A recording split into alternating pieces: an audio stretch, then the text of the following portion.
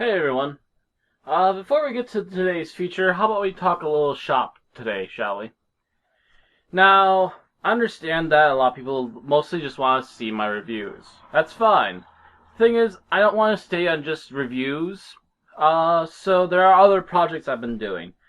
And, admittedly, there's been not enough time for most of these projects, due to one reason or another, and some of the problems with crossovers and stuff kind of tends to compound issues with doing the reviews. So I am revising how I'm doing reviews yet again, and hopefully this shall work out for a lot of us. And it will also simplify how much needs to be covered in a review. And I can more easily get the 15 minutes I need to keep the show on YouTube to get more followers, so that way they can then watch the blogs and stuff. But, so then, that's just to explain the new setup for how I'm going to go about reviewing the movie today. So with that covered, let's get into this, shall we?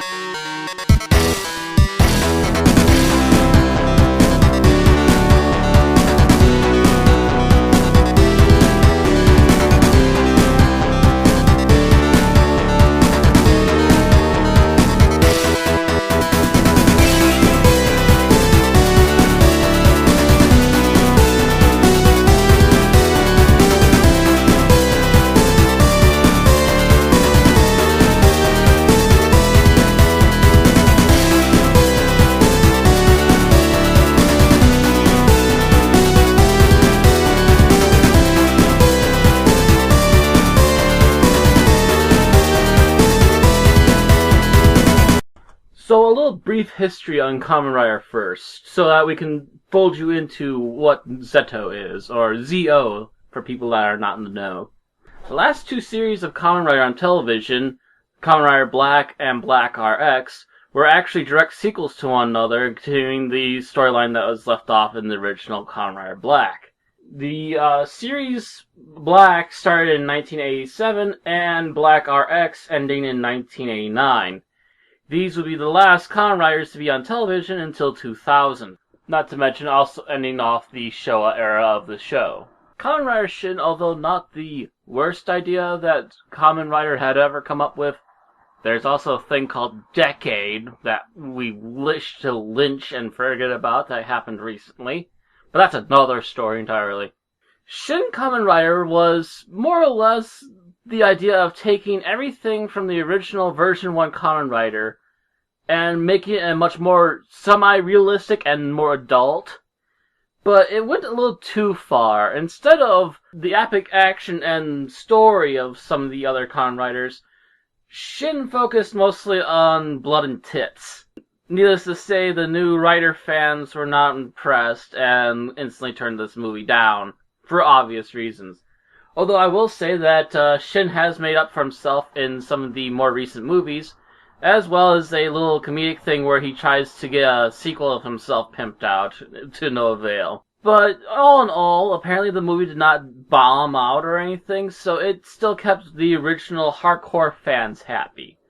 Which is not the worst thing to ever do, at least it didn't completely alienate them like the douchebag Decade. So then the idea was, well, going too far away from its roots kind of ruined this Kamen Rider. What if we went back to them and made a visually impressive version, with modern effects and stuff of the like? That's when we finally come to the second movie attempt, Kamen Rider Zeto. Zeto was made exactly 1 year after Shin, released in 1993, and would actually get a small appearance in the United States, both with clips of his villains appearing in Masked Rider, as well as a actual full-motion video game for Sega CD titled Masked Rider, Kamen Rider Zeto. Zeto would try to do the exact same that Shin did, which was take the idea of the first Kamen Rider and modernize it and update it. Whereas Shin took the idea and then just completely went its own direction, Zeto kept the idea and grounded it in more or less the same realm, but kept things as realistic as they possibly could, given people transforming and monsters and such. But the main point of this film was that the director actually wanted to bring back the feel of the first Kamen Rider. And the feel of the first Kamen Rider, especially by the time that his show started to taper off and end, was that he was kind of the big brother figure for any of the younger viewers who were originally watching him at the time. And that's something that was drastically missing in particular was Shin. So the director wanted to bring it back. The director wanted to bring back the feel of we got a big brother with superpowers.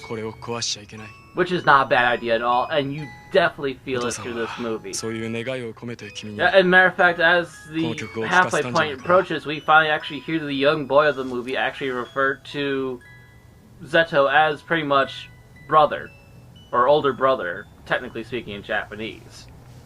But cutesy stuff and point of why this movie was made aside, what makes any older fans like myself wish to watch this? The action's fucking awesome. You want cityscapes of people fleeing in terror as things blow up? You got it!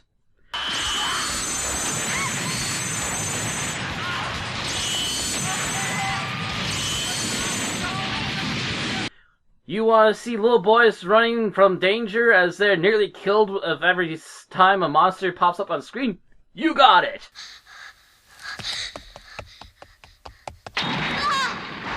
You want to see an awesome hero who can burst through walls, rise around on a motorcycle, and can either look like a guy in a leather jacket or transform into a green giant grasshopper that will kick your ass? You got it!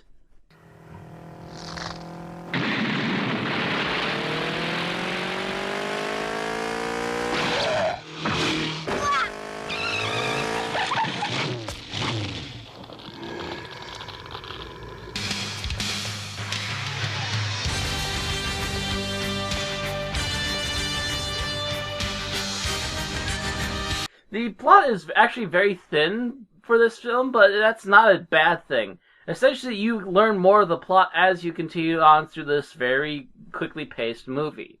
There's never a moment of boredom or needless meandering, except for maybe when a song plays at one point. But since it is part of the plot, it's nice to hear it with accompanying singing as well, so I can kind of leeway on that particular scene and let go. The basic plot is that our main hero, who I believe is actually never called by any real name throughout the entirety of the movie, suddenly wakes up in the middle of a forest in the mountains, and he whispers something about a voice calling to him, something about the Nihon organism, which is supposed to be the perfect organism of life itself, and the boy's name, and that the boy needs to be protected. So moments later, we get to meet the actual boy for a little bit, and then we page over to Zeto, now on a bike with clothes, thankfully, and he's running off to try and find out about the boy. The rest of the movie constantly follows action and further development of the plot, but again, spoilers. I'm not going to go right into it because you need to watch this movie to find out about the main part of the plot. But needless to say, the boy and Zeto are very commonly linked through the boy's father, and that much I will tell you. And what this essentially sets up is that we're going to have lots of action-packed scenes with some interesting monsters on a much higher budget for the costumes, while also having to spend less money on locations and stuff like you would have to do for a TV show. And also having to fill less time than a TV show because of this, because it's actually a film and not an actual year-long series. So, bonus points for the budget. Zeto himself seems to have a grasshopper / green and gold leaf motif going on for himself. A motif which would then be copied later on for Kamen Rider J. Because, to be honest, from what I understand and seen, J and Zeto are supposed to be kind of like version 2 and 1 from the original TV series for the movieverse. There's actually not many villain monsters in this film, but the few that are here are pretty good, all considering. About the worst one is probably the Bat Monster, and yeah, I don't know what happened to the top from the neck off there, but the rest of it looks pretty good. And it also has some interesting abilities, so it's not like it's a one-note, dumbass bat creature. So, cool points, despite the ugly head. The special effects are great. The music is particularly awesome in this film. It's only about, I want to say, 50 minutes long? 50, 60 minutes long, so you're not in for a very long sit. What you get is action-packed and very thorough in what it's trying to do, which is bring back Kamen Rider and make it available not only for movies, but also to television via small budget movies. So, to be honest, it was a big success. It looks freaking awesome. And the characters, both villains as well as the main hero himself, continue to make reprisals in the ever-going Kamen Rider series that it is. So, that said, enjoy this movie. It is not licensed in the United States, so you can technically pick this sucker up for free wherever you can find a download of it. I will also mention that TV Nihon, a great group of people who will subtitle when they actually get DVDs of the movies they are trying to subtitle, and also will delete their projects once the project actually becomes on sale in the American market, have a fairly decent subtitled version for this, and it even contains some of the DVD extras where you get to actually watch them behind the scenes and how they did stuff. So, other than that, that pretty much covers all of my bases here. Catch you next time. I'll be back hopefully in a couple of days. Rider!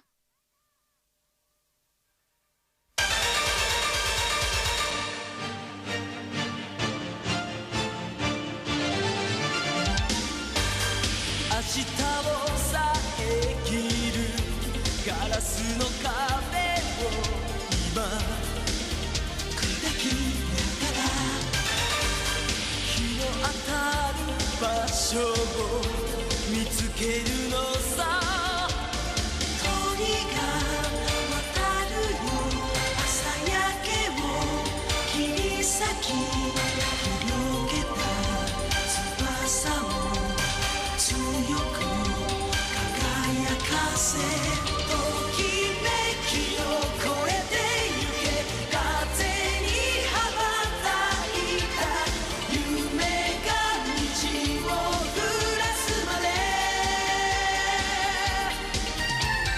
限りなく駆け抜ける心の彼方へ今愛が止まらない